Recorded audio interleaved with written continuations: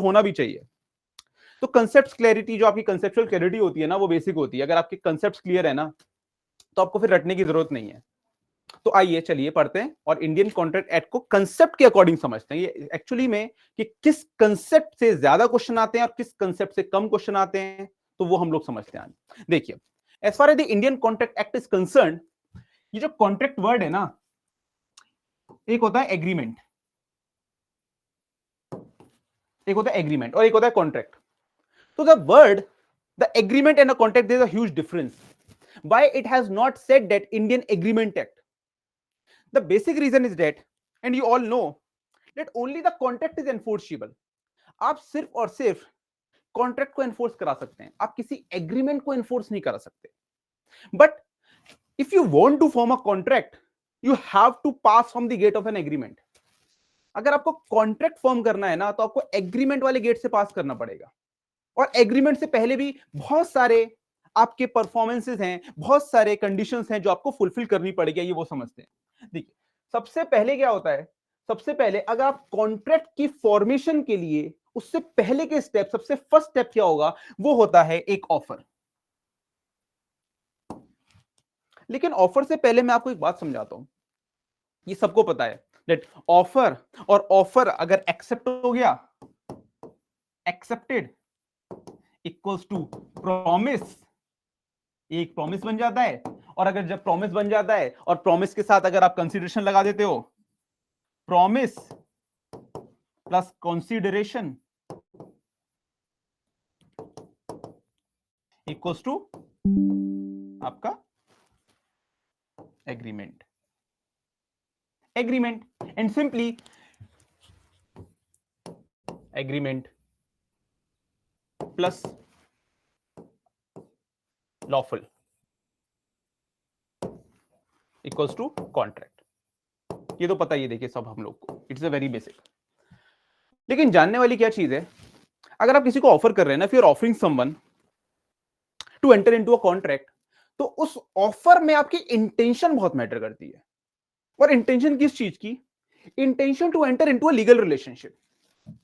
अगर आप किसी भी पर्सन को ऑफर कर रहे हो, that I am offering you to my home tonight for the dinner, तो ये ऑफर तो है और सेकंड पर्सन ने एक्सेप्ट भी कर लिया, लेकिन आपको एक इंटेंशन, आप जो है, वो जो पर्सन है, वो एक इंटेंशन नहीं सर्व कर रहा है लीगल रिलेशनशिप में एंटर करने के लिए. और इंडियन कॉन्ट्रैक्ट एक्ट जो मैं बात कर रहा हूं, ये सिर्फ और सिर्फ जो बेस्ड है ना, ये इंडियन कॉन्ट्रैक्ट एक्ट बेस्ड है लीगल रिलेशनशिप पे. Legal relationship, legal relationship.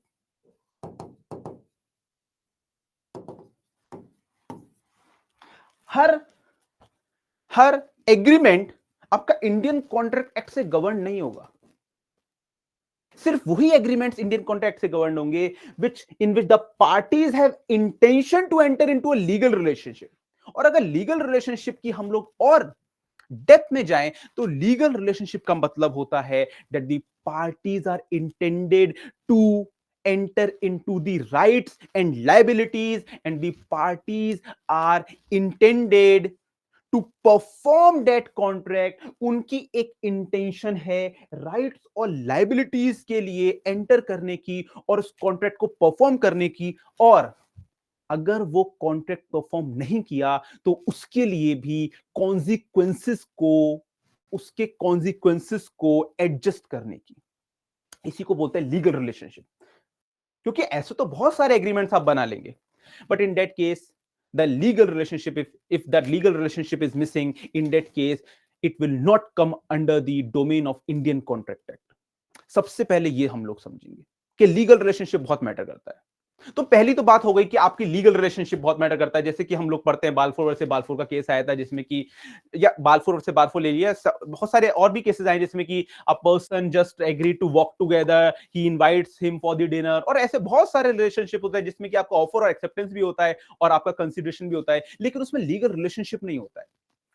और अगर लीगल रिलेशनशिप नहीं होता है, तो जो दूसरा पर्सन है जो उस प्रॉमिस को परफॉर्म नहीं कर रहा है, इन that case he is immune from any kind of liability. Immune हो जाता है. तो पहले तो हमने ये समझ लिया कि लीगल रिलेशनशिप बहुत मैटर करता है, पहली चीज. दूसरी चीज हम लोगों ने ये समझ लिया कि ऑफर के बाद होता है एक्सेप्टेंस। आप किसी पर्सन को विद द लीगल रिलेशनशिप, ये जरूर याद रखिएगा, विद द लीगल रिलेशनशिप होना चाहिए। If you are offering someone with the intention to enter into a legal relationship, तो आपको वो पर्सन जो है उसको, उस ऑफर को अगर एक्सेप्ट कर रहा है तो that convert into the category of promise, एक प्रॉमिस बन जाता है। और प्रॉमिस के साथ सिर्फ अगर आप प्रॉमिस कर रहे हो और उस प्रॉमिस में कंसीडरेशन मिसिंग है, that means what you are giving to him and what he is giving to you, आप उसको क्या दे रहे हो और वो आपको क्या दे रहा है, उस लीगल रिलेशनशिप वाले एग्रीमेंट में एंटर होने के बाद, इन दैट केस अगर उसमें कंसीडरेशन है तो वही माना जाएगा एक एग्रीमेंट। और जैसे कि मैंने आपसे बोला कि इंडियन एग्रीमेंट एक्ट नहीं है ये, it is not an Indian agreement act, it is an Indian contract act. और इंडियन एग्रीमेंट को इंडियन कॉन्ट्रैक्ट एक्ट बनाने के लिए आपके कोई भी क्वेश्चंस होंगे कंसेप्ट फिनिश होने के बाद, आपकी कहीं से भी कोई भी किसी भी बुक, दिल्ली यूनिवर्सिटी, डीजीएस की कहीं से भी आपका अगर कोई भी डाउट होगा तो feel free to ask, but concept finish होने के बाद मैं आपसे खुद पूछूंगा, उसके बाद आप बताइएगा, फिर हम लोग डिस्कशन करेंगे, बहुत मजा आएगा अच्छी क्लास में।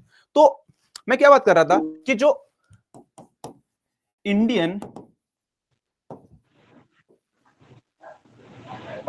Agreement, it's not an Indian agreement act. पहली बात तो यह कि इंडियन एग्रीमेंट एक्ट है ही नहीं, ये हम लोग ने समझ लिया। लेकिन ये है क्या? Indian contract act, contract act. I think Vanshika Arora, Vanshika Arora, can you please switch off your mic for some time? आपका माइक ऑन है तो प्लीज उसको ऑफ कर लीजिए। अगर आपका कोई क्वेश्चन है तो आप पूछिए प्लीज। Okay, thank you. चलिए चलिए, let's continue. And sorry, I have forgot to give my introduction. My name is Nishant Sharma, and I'm an educator at Ambition Law Institute, and I have done my law from MIT University, and therefore I have done my master's from National Law School of India, University Bengaluru, and I have given around 4 interviews, 2 of UP and 2 of Delhi. So this is my background regarding the education qualifications, but that does not matter. चलिए आइए पढ़ते हैं Indian contract act. अब देखिए, आपको अगर if you want to convert an agreement into a contract, तो आपको क्या करना पड़ेगा? सेक्शन 10 का कंप्लायंस करना पड़ेगा, सेक्शन 10 का कंप्लायंस करना पड़ेगा। अभी मैं आपको कंसीडरेशन भी समझाऊंगा, कंसीडरेशन बहुत इंपॉर्टेंट है, बहुत बहुत बहुत ज्यादा इंपॉर्टेंट है, एंड उसमें सबसे ज्यादा कंफ्यूजन होता है एस्पिरेंट्स को और स्टूडेंट्स को भी। समझाऊंगा अभी, इसके बाद समझाता हूं, पहले ये समझते हैं, ये ज्यादा जरूरी है। सो अगर आपको इंडियन इंडियन कॉन्ट्रैक्ट एक्ट के अकॉर्डिंग अगर एग्रीमेंट को कॉन्ट्रैक्ट में कन्वर्ट करना है ना, तो आपको सेक्शन 10 का कंप्लायंस करना पड़ेगा। मेरी बात बहुत ध्यान से समझिएगा, और बस जितना भी देर तक क्लास चलेगा बस कंसंट्रेशन आप बनाए रखिएगा, उसके बाद आपको कंसेप्ट में कोई प्रॉब्लम नहीं होगी, उसके लिए मैं आपको अश्योर करूंगा। तो अगर आपको एग्रीमेंट को कॉन्ट्रैक्ट में कन्वर्ट करना है तो आपको सेक्शन 10 का कंप्लायंस करना पड़ेगा। क्लियरली इंडियन कॉन्ट्रैक्ट एक्ट कहता है कि अगर आपको agreement, if you want to convert an agreement into a contract, you have to comply section 10, you have to comply. There's no other rule. That means section 10 जो है वो एक wall की तरह खड़ा हुआ है कि अगर आपको मुझे इस ये जो एग्रीमेंट है, अगर इसको क्रॉस करना है कॉन्ट्रैक्ट में कन्वर्ट होने के लिए, तो आपको इस वॉल से क्रॉस होना पड़ेगा। दैट मींस सेक्शन 10 का कंप्लायंस करना पड़ेगा। और सेक्शन 10 बात क्या करता है? सेक्शन 10 सिंपली ये बात करता है that what agreements are contract, कौन से एग्रीमेंट्स कॉन्ट्रैक्ट होंगे। और हम लोग जो पढ़ रहे हैं वो पढ़ रहे हैं इंडियन कॉन्ट्रैक्ट एक्ट। अब वहां पे वही बात आ रही है कि इंडियन कॉन्ट्रैक्ट एक्ट पढ़ रहे हैं तो हमें एग्रीमेंट को कॉन्ट्रैक्ट में कन्वर्ट करना ही पड़ेगा। There is no other option, otherwise you can not file a suit for the breach of contract, नहीं कर पाओगे आप।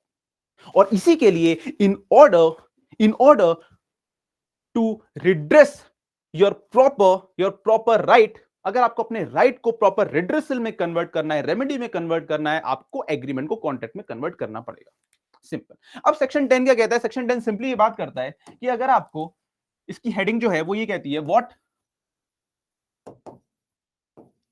एग्रीमेंट्स आर कॉन्ट्रैक्ट, कौन से एग्रीमेंट्स जो हैं वो कॉन्ट्रैक्ट होते हैं। तो वो सिंपली ये कह रहा है कि जो अगर आपको किसी भी एग्रीमेंट को कॉन्ट्रैक्ट में कन्वर्ट करना है तो आपको क्या क्या कंप्लाई करना पड़ेगा। तो वो जो कंप्लायंस है वो ये बात कर रहा है कि फर्स्ट आपको फ्री कंसेंट लेनी पड़ेगी पार्टीज की। Free consent, free consent, free consent का मतलब कोई प्रेशर नहीं होना चाहिए, सिंपल मैं लैंग्वेज में बता रहा हूं। और अगर इंडियन कॉन्ट्रैक्ट एक्ट की लैंग्वेज से आपको बताऊं तो उसके ऊपर कोई भी coercion, undue influence, fraud, misrepresentation या मिस्टेक नहीं होना चाहिए। Simple, free means free, free means free. और फ्री कंसेंट तो ठीक है, फ्री कंसेंट तो ठीक है, उसके साथ सेक्शन 10 में नहीं लिखा हुआ है ये, लेकिन आपके मीटिंग ऑफ माइंड्स होना भी बहुत जरूरी होता है। मीटिंग ऑफ माइंड्स होना भी बहुत जरूरी होता है। Section 13 that agree upon the same thing in the same sense. Suppose I want to sell my house situated at Delhi Mukherjee Nagar, which is of around 500 square feet. मेरा 500 square feet का एक house है जिसको मैं cell करना चाह रहा हूं, जो मुखर्जी नगर में सिचुएटेड है। सेकेंड पर्सन ने यह समझा कि एक मुखर्जी नगर का जो एरिया है वो कहीं भोपाल में भी सिचुएटेड है, and he understood that land in Bhopal.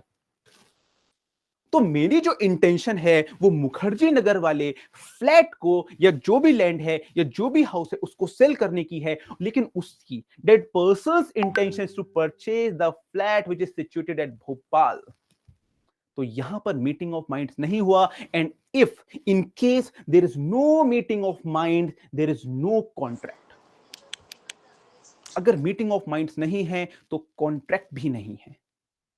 तो पहले तो हमने यह समझा फ्री कंसेंट होनी चाहिए प्लस आपका मीटिंग ऑफ माइंड्स भी होना चाहिए। ये सेक्शन 10 में नहीं लिखा है एक्सप्रेसली, बट होना चाहिए मीटिंग ऑफ माइंड्स, सेक्शन 13। और इसकी बात करें सेक्शन 14 टू अराउंड 22। तो फ्री कंसेंट होनी चाहिए, कोई प्रेशर नहीं होना चाहिए आपके ऊपर। फ्रॉड कर रहा है कोई पर्सन, क्वेश्चन कर रहा है, इन्फ्लुएंस कर रहा है, तो वो नहीं होना चाहिए। उसके बाद एक आपका लॉफुल ऑब्जेक्ट होना चाहिए, लॉफुल ऑब्जेक्ट, और एक होना चाहिए lawful consideration, lawful consideration.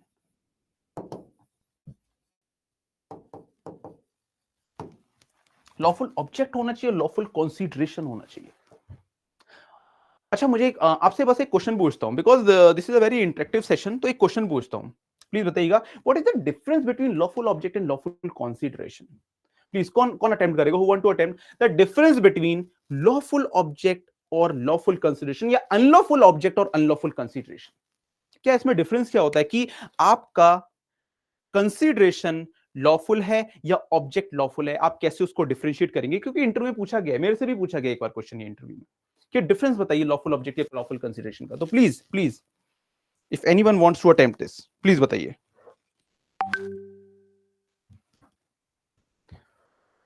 If anyone, मेरी वॉइस तो आ रही है ना आप लोगों को? प्लीज एक बार कंफर्म कर दीजिए। यस सर, वॉइस आ रही है। Okay, thank you. प्लीज बताइए, प्लीज। अभी तक मजा आ रहा है ना क्लास में? बोर तो नहीं हो रहे हो ना? बताइए। Good, thank you. बताइए please. any you can make any guess, you can make any assumption, कुछ भी आप बोल सकते हो, उसमें ऐसा कुछ नहीं है डेट अगर मैंने बोला तो it will sir will demean me, कुछ नहीं है ऐसा, but you have to attempt. आपके माइंड में क्या आ रहा है? लॉफुल ऑब्जेक्ट और लॉफुल कंसीडरेशन में डिफरेंस क्या है? चलिए, इससे पहले unlawful object may be like unlawful, and but consideration is related to law, that it will be legal, something like that. Lawful object और लॉफुल कंसीडरेशन, तो आपने बोला लॉफुल ऑब्जेक्ट में भी अनलॉफुल।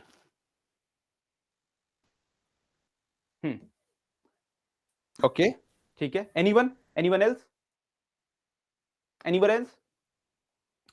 चलिए मैं बताता हूं इंटरव्यू में पूछा गया है क्वेश्चन, इंपॉर्टेंट है।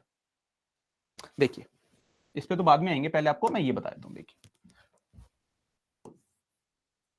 सेक्शन 10 कहता है कि ऑब्जेक्ट आपका लॉफुल होना चाहिए, ऑब्जेक्ट आपका लॉफुल होना चाहिए। और सेक्शन 10 ये भी कहता है कि ऑब्जेक्ट आपका कंसीडरेशन भी लॉफुल होना चाहिए, लॉफुल कंसीडरेशन। अब समझिए इसको, अब समझिए, देखिए एक पर्सन है ए, उसने बी के साथ एक एग्रीमेंट किया, बी के साथ एक एग्रीमेंट किया कि आप ना मुझे 10,000 रुपीज में या 10,000 रुपीज के narcotic drugs and psychotropic substances देने हैं आपको, मुझे narcotic drugs and psychotropic substances देने हैं। अब ये बताने की तो आप लोग को पता ही होगा कि जो नार्कोटिक ड्रग्स हैं वो बैन है इंडिया में, you can not freely purchase और सेल दीज नार्कोटिक ड्रग्स।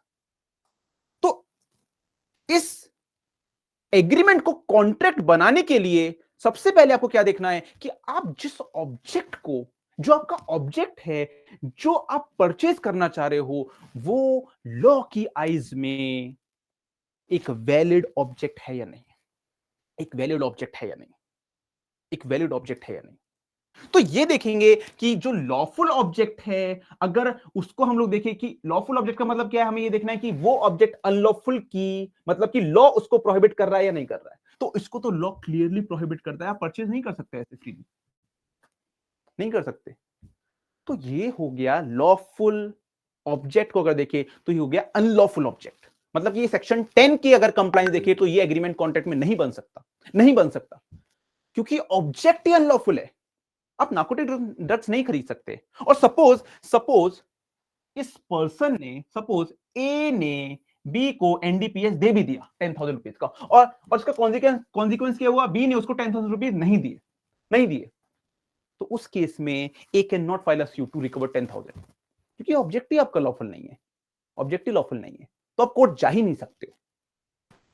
अब आइए, अब समझते हैं लॉफुल कंसीडरेशन। लॉफुल कंसीडरेशन, देखिए कंसीडरेशन का सिंपली मैं आपको पहले मतलब बता दूं, सेक्शन 2D में डिफाइंड है, समझाऊंगा अभी पूरा। Privity of contract, privity of consideration, and India is an exception to privity of consideration. बहुत इंपॉर्टेंट कंसेप्ट है, बहुत ज्यादा इंपॉर्टेंट कंसेप्ट है, और 70 to 80 स्टूडेंट्स को, एस्पिरेंट्स को इसी में डाउट रहता है, लेकिन आज क्लियर कर दूंगा आपका, लाइफ टाइम के लिए क्लियर कर दूंगा। देखिए समझते हैं इसको। तो लॉफुल ऑब्जेक्ट तो हमने समझ लिया, लॉफुल कंसीडरेशन का मतलब क्या है कि ए ने बी से क्या बोला, that I am willing to sell you my house, मैं आपको ये जो हाउस है इसको सेल करने के लिए एग्री हूं। तो ऑब्जेक्ट क्या हो गया, हाउस। अब हाउस खरीदना तो कभी भी अनलॉफुल नहीं होता है, कितने पर्सन डेली हाउस खरीदते हैं, लैंड खरीदते हैं, प्लॉट्स खरीदते हैं, जो भी व्हाटएवर। वहां पे क्या था, ऑब्जेक्ट ही अनलॉफुल था, लेकिन यहां पे ऑब्जेक्ट लॉफुल है, लेकिन कंसीडरेशन अनलॉफुल है। तब ए ने जब बोला that I am willing to sell you this house, B has said that I will give you, I will, suppose this house cost is of 5 crore, 5 crore, B said that I will give you NDPS of 5 crore. Consideration unlawful, consideration unlawful. यहां पे object unlawful नहीं है, घर खरीदना कोई unlawful नहीं होता है, लेकिन कंसीडरेशन जो आप दे रहे हो ना, अमाउंट की बजाय, in order to substitute that amount you are giving the 5 crore NDPS, वो कंसीडरेशन अनलॉफुल है, ऑब्जेक्ट नहीं है। अब मुझे बताइए, ये कंसेप्ट क्लियर हुआ आपको, फिर मैं आगे बढ़ता हूं, प्लीज बताइए। Either you can show your thumb or you can mention by a voice note that yes, this is clear. Clear? Done? Done? Done? Done. Thank you, thank you, thank you. अब ये concept आपको हो गया clear. अब देखते हैं हम लोग कहां थे, हम लोग थे यहां पर कि भाई फ्री कंसेंट होनी चाहिए, मीटिंग ऑफ माइंड होना चाहिए, मेरा माइंड उस पर्सन से मीट करना चाहिए, जो वो पर्सन अपने माइंड में सोच रहा है मेरा माइंड भी वही सोच रहा है। अगर मैं सोच रहा हूं कि मेरा जो लैंड है मुखर्जी नगर में है, वो भी पर्सन सोच रहा है कि हाँ, वो मुखर्जी नगर वाला ही लैंड मुझे खरीदना है, वो ये नहीं सोच रहा है कि भोपाल में जो मुखर्जी नगर है वहां का लैंड समझना है, मुझे परचेज करना है, because that is not a meeting of minds, meeting of mind नहीं होगा वो फिर। अब तो हम लोग ने देखा, फ्री कंसेंट समझ लिया, मीटिंग ऑफ माइंड समझ लिया, लॉफुल ऑब्जेक्ट समझ लिया, लॉफुल कंसीडरेशन भी समझ लिया। उसके बाद क्या बात करता है, ये कहता है competency of parties, competency of parties. आपके जो क्वेश्चंस है ना, जो मैंने ऑब्जर्व करे हैं, वो इसी कंसेप्ट से सबसे ज्यादा पूछे जा रहे हैं, सबसे ज्यादा। तो जो हमारा 11:30 स्टार्ट हुआ है, तो आई थिंक 1:30 तक आप लोग बताइए। वैसे तो 1 तक क्लास है, उसके बाद 1:30 तक I can stretch, I do not have any issues. आप लोग बता दीजिएगा जैसे भी रहेगा। तो जो भी आपके कंसेप्ट है ना, वो आज मैं क्लियर करूंगा, जहां से आपके मैंने देखा कि मैक्सिमम आपके क्वेश्चंस आ रहे हैं। बाकी कल के लिए फिर और हम लोग देखेंगे, और भी जो भी कंसेप्ट है उसको भी हम लोग रिवाइज करेंगे और केस लॉस के साथ करेंगे। तो देखिए, कॉम्पिटेंसी ऑफ पार्टीज क्या बात करता है? कॉम्पिटेंसी ऑफ पार्टीज ये बात करता है कि वो जो पर्सन्स है ना, वो जो दो पर्सन्स हैं जिनके बीच कॉन्ट्रैक्ट हो रहा है, the persons who are entering into the contract should be competent to contract.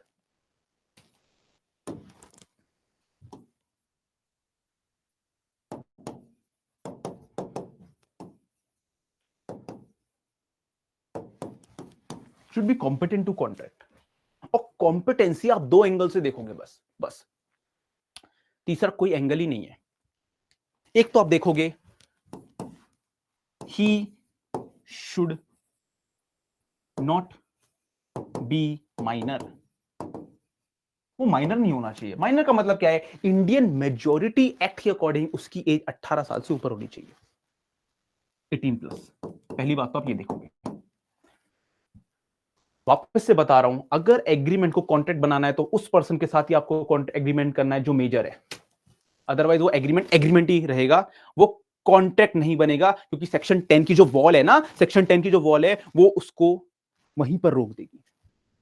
तो ये कह रहा है कि आपको 18+ होना है।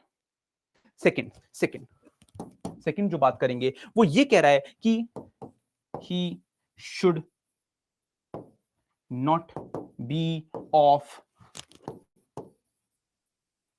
Unsound mind. वो पर्सन अनसाउंड माइंड का नहीं होना चाहिए। अनसाउंड माइंड से हम लोग क्या समझते हैं? अनसाउंड माइंड का मतलब ये नहीं होता है कि कोई पर्सन अगर मिस एप्रोप्रिएटली बिहेव कर रहा है, या कोई person as a not an ordinary prudence की तरह बिहेव कर रहा है, तो अनसाउंडनेस ऑफ माइंड की तरह उसको हम लोग कैटेगराइज करेंगे। ऐसा नहीं है।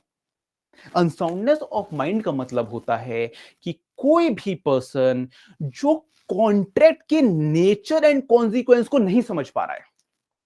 From the eyes of Indian contract act की अगर हम बात करें, तो अनसाउंडनेस ऑफ माइंड का पर्सन हम किसको कहेंगे? Who is not able to understand the nature and consequences of the contract और एग्रीमेंट। कोई कॉन्ट्रैक्ट तो नहीं है वो। Who is not capable of understanding the nature and consequences of the agreement। उसको पता ही नहीं है कि जिस पर्टिकुलर एग्रीमेंट में ही इज एंटरिंग वो है क्या, वो क्या है। तो अगर उसको यही नहीं पता कि वो क्या है, तो परफॉर्मेंस क्या करेगा फिर वो? और परफॉर्मेंस नहीं करेगा तो फिर लॉ और कोर्ट उसके ऊपर कैसे कॉम्पनसेशन आपका वो करेगी, इंपोज करेगी, because he is not able to understand the nature and consequences of that contract और एग्रीमेंट। ये दोनों हो गए। ये दोनों बात करता है कि अगर आपको कॉम्पिटेंट होना है ना, तो आपको 18+ होना है और आपको अनसाउंड नहीं होना है। सिंपल, वेरी सिंपल, बहुत सिंपल है, बहुत सिंपल है बस। और लास्ट बात कर रहा है सेक्शन 10 कि अगर आपको एग्रीमेंट को कॉन्ट्रैक्ट में कन्वर्ट करना है, तो आप द लास्ट कंडीशन कह रहा है, the agreement should not expressly declared to be void। वो जो एग्रीमेंट है ना, वो expressly declare to be void नहीं होना चाहिए। अब expressly declare to be void होता क्या है? Expressly declare to be void आपके इंडियन कॉन्ट्रैक्ट एक्ट में मेंशन है, बताऊंगा अभी, लेकिन पहले आपको सिंपल लैंग्वेज में बताता हूं। ए और बी के बीच में कॉन्ट्रैक्ट हुआ कि मिस्टर बी, आप किसी से मैरिज नहीं कर सकते, या आप उस पर्सन से मैरिज नहीं कर सकते, मेरे साथ एग्रीमेंट कर लो, मेरे साथ एग्रीमेंट करो कि आप लाइफ टाइम में उस पर्सन से मैरिज नहीं करोगे। Right to marry is a fundamental right, honourable supreme court has delivered its judgement. So how you can restrain by an agreement कि मेरे साथ एग्रीमेंट हो गया sir, you are saying before the court, sir, he has entered into an agreement with me, now he is totally restrained from marrying with that lady or with that boy। नहीं कर सकते आप। तो ये बात कर रहा है which is expressly declared to be void। तो ये सारे एग्रीमेंट एक्सप्रेसली कॉन्ट्रैक्ट एक्ट में void डिक्लेयर होते हैं। उनके सेक्शन की बात करें, section 24 to 30, section 24 to 30 expressly declared to be void. Restraint of marriage, restraint of trade, restraint of legal proceedings, सारे expressly declared to be void. An agreement which is unlawful agreement है, unlawful agreement है.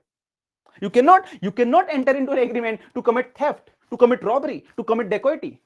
और अगर आप agreement में enter हो भी गए और आपने थेफ्ट या रॉबरी कर भी ली, तो सेकंड पर्सन ने अगर आपको थेफ्ट का अमाउंट नहीं दिया तो आप कोर्ट नहीं जा सकते, बिकॉज दैट इज अनलॉफुल. ये बात करता है 24 से 30. तो सेक्शन 10 हमने ये समझा कि सेक्शन 10 का कंप्लायंस करना बहुत जरूरी है, और सेक्शन 10 एक वॉल की तरह खड़ा हुआ है, और वॉल में उसमें वॉल पे क्या लिखा है कि फ्री कंसेंट होनी चाहिए पार्टीज की, पहली चीज. कॉम्पिटेंट होनी चाहिए पार्टीज, लॉफुल ऑब्जेक्ट होना चाहिए, लॉफुल कंसिडरेशन होना चाहिए, और that agreement should not be expressly declared to be void. वो जो एग्रीमेंट है ना, वो expressly declared to be void नहीं होना चाहिए, नहीं होना चाहिए.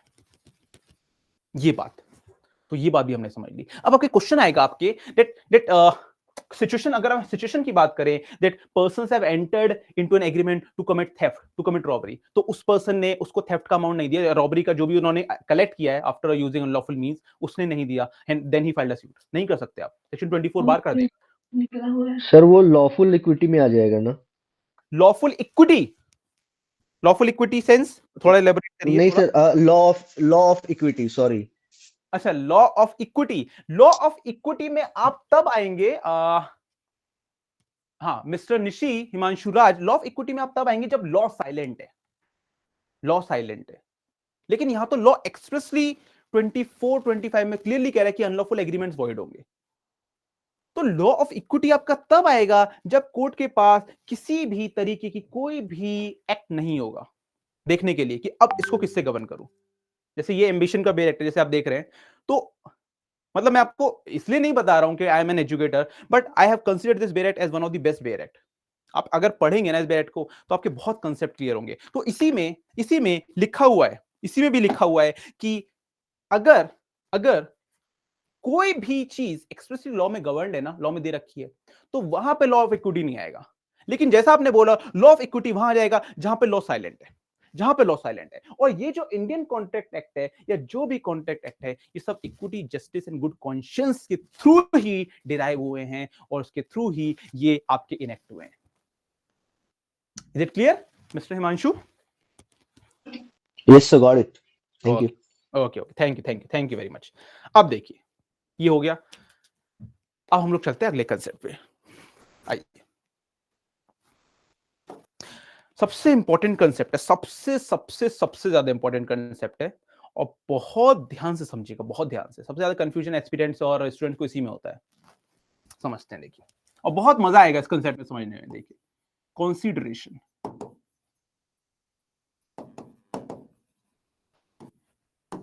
Section 2D. सेक्शन 2D ये बात करता है, अगर मैं एग्जैक्ट रिकॉल करूं definition, when at the desire of the promisor, the promisee or any other person has done or agreed to be done anything is said the consideration for promise. समझते हैं? When at the desire of the promisor, the promisee, देखो promisor वही होगा जो offer कर रहा है, और promisee वो होता है जो एक्सेप्ट करता है ऑफर, तभी वो प्रॉमिस में कन्वर्ट हो जाता है ना. तो promisor, when the desire of the promisor चाह रहा है, in order to convert an agreement into a contract, the promisor wants. When at the desire of the promisor, the promisee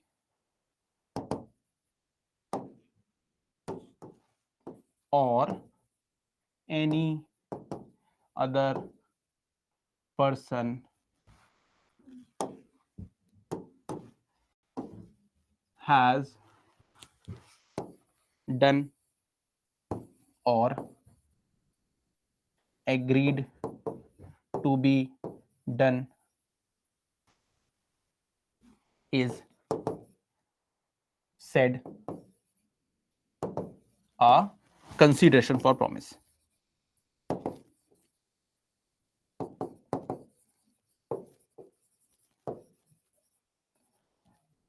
consideration for promise. अब मैंने इसको highlight क्यों किया any other person को, क्योंकि यही है मेन पॉइंट, यही है, यहीं पे सबसे ज्यादा कंफ्यूजन होता है, लेकिन होगा नहीं आज के बाद।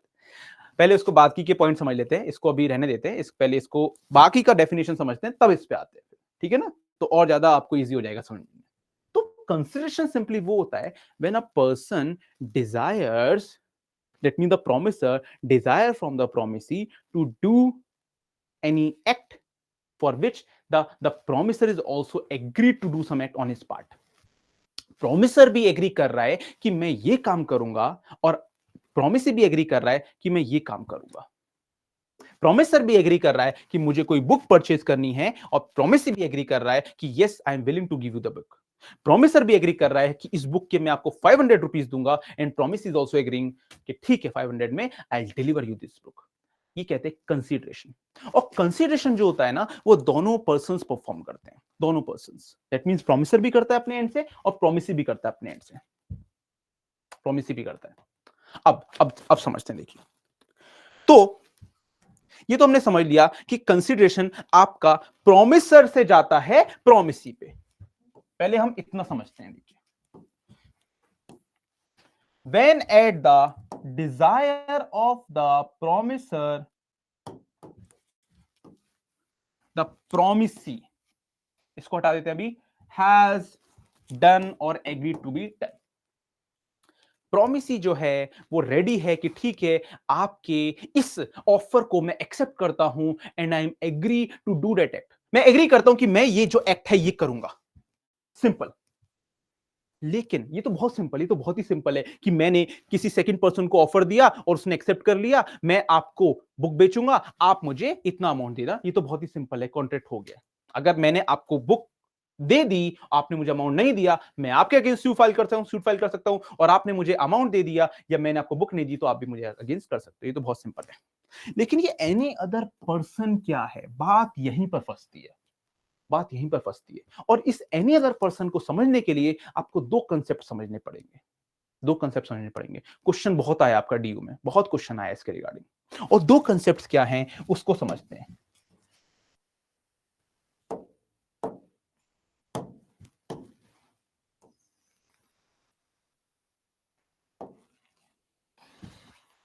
एक कंसेप्ट होता है privity of contract, privity of contract, और एक होता है प्रिविटी ऑफ कंसीडरेशन।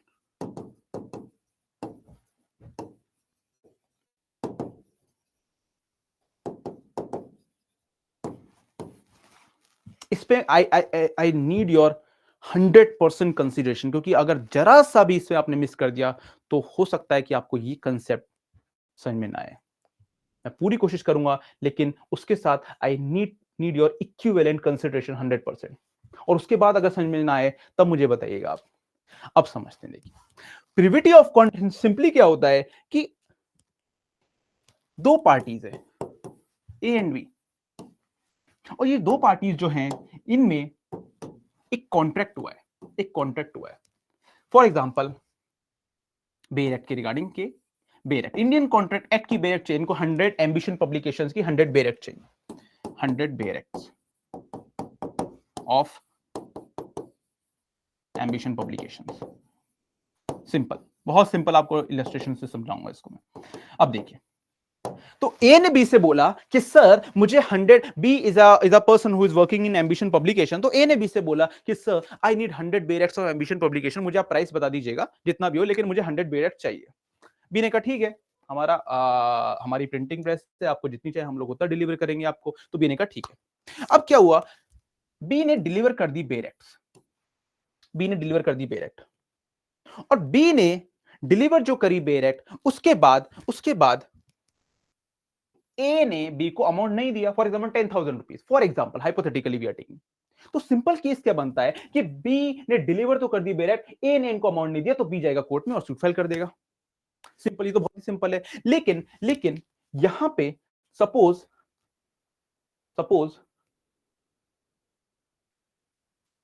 अगर बेयर एक्ट तो बी ने डिलीवर कर दी ए को, लेकिन ए कोर्ट नहीं गया, एक और पर्सन था जो ए को who very well knows a, who is a friend of a, bona fide friend of a, whose name is Z. उसने बी के अगेंस्ट सूट फाइल कर दिया। उसने सॉरी ए ने अमाउंट नहीं दिया तो उसने ए के अगेंस्ट सूट फाइल कर दिया। He is a very bona fide friend of B. तो उसने क्या किया, उसने ए के अगेंस्ट सूट फाइल कर दिया कि इनको बी को 10,000 रुपीज आप दीजिए। तो मुझे ये बताइए कॉन्ट्रैक्ट किसके बीच में होता है? ए एंड बी के बीच में। That mean the parties to the contract कौन है? ए एंड बी, दो ही पार्टीज है बस। तो ये जेड कहां से आ गया? ऐसे ही आ गया कोई भी पर्सन, और कोई भी पर्सन आ गया, उसने ये बोला that I am a very bona fide friend of mister B, so please mister A kindly pay him, otherwise I will file a suit against you. तो ए क्या बोलेगा? जो होता है वो कर लो। और ए क्यों बोलेगा? Because mister Z you are not a party to the contract. आप हमारे कॉन्ट्रैक्ट की पार्टी ही नहीं हो, तो कोर्ट आपका जो सूट है, जो प्लेंट है, उसको फर्स्ट हियरिंग में ही डिसमिस कर देगा, because you are not a party to the suit. और यही बात करता है प्रिविटी ऑफ कॉन्ट्रैक्ट, कि वही पर्सन सूट फाइल कर सकता है who is a party to the contract. वही पर्सन सूट फाइल कर सकता है who is a party to the contract. कोई भी ए बी सी, कोई भी टॉम डिक एंड हैरी आके सूट फाइल नहीं कर सकता है। पार्टीज के बीच में कॉन्ट्रैक्ट हुआ है तो पार्टी ही सूट फाइल करेंगी, या उनके रिप्रेजेंटेटिव्स कर सकते हैं। सपोज प्रिंसिपल की बिहाफ पे एजेंट कर सकता है, क्योंकि वो ही is acting on the behalf of the principal, वो डिफरेंट पार्ट है। लेकिन कोई भी ऐसा person who is not even 1% connected with the contract can not file a suit. और यही बात करता है प्रिविटी ऑफ कॉन्ट्रैक्ट। ये तो बहुत सिंपल है, ये तो बहुत सिंपल है, ये तो समझ में आ जाता है फर्स्ट टाइम रीडिंग में। फर्स्ट टाइम रीडिंग में समझ में आ जाता है ये। अब just give me a second. लेकिन प्रॉब्लम क्या करता है ना, privity of consideration. Privity of consideration, privity of consideration क्या कहता है? और पहले तो समझ लेते हैं कि प्रिविटी ऑफ कंसीडरेशन का मतलब क्या बन रहा है। प्रिविटी ऑफ कंसीडरेशन ये कहता है कि जो भी पर्सन जिसको कोई भी कंसीडरेशन नहीं मिल रहा है, जिसको कोई भी कंसीडरेशन नहीं मिल रहा है, who is not receiving any consideration can not file a suit. Who is not receiving any consideration cannot file a suit. Cannot file a suit. तो अगर जो हमने बात करी, या फिर ये कह रहा है जो एक पर्सन दूसरे पर्सन को कंसिडरेशन नहीं दे रहा है, तो वो दूसरा पर्सन उस पर्सन के अगेंस्ट कंसिडर आपका जो है सूट नहीं फाइल कर सकता। अब इसको एक एग्जांपल से समझते हैं, एग्जांपल से समझते हैं। देखिए ए बी, देखिए, और एक है सी। ए ने बी से क्या बोला? ए ने बी से क्या बोला कि मैं आपको हर month I will give you at every month 20,000 rupees. मैं आपको हर महीने 20,000 रुपए दूंगा। किसको? ए को। लेकिन क्यों देगा? फ्री में तो नहीं देगा। आपको मिस्टर ए क्या करना है, आपको जो ये एक सी है ना, मेरा ब्रदर, इसकी टेक केयर करनी है। टेक केयर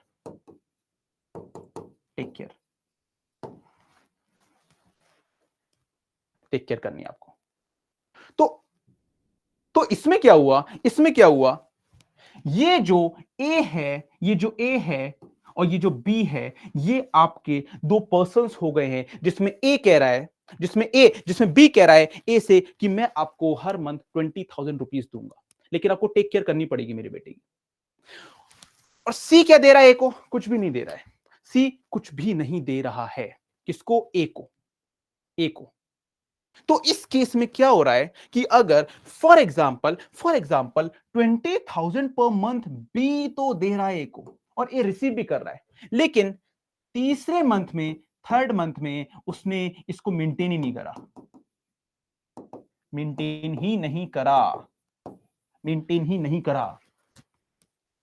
20,000 तो ले रहा है उससे ए से, लेकिन इसको मेंटेन नहीं करा उसने थर्ड मंथ में। अब क्या होगा? और ये मेजर है, समझ लीजिए मेजर है, 18 ईयर से अब है। आजकल तो 25 अराउंड 24-25 के पर्सन भी डिपेंडेंट है, because they are preparing for judicial exam. थोड़ा टाइम तो लगता है देखिए उसमें।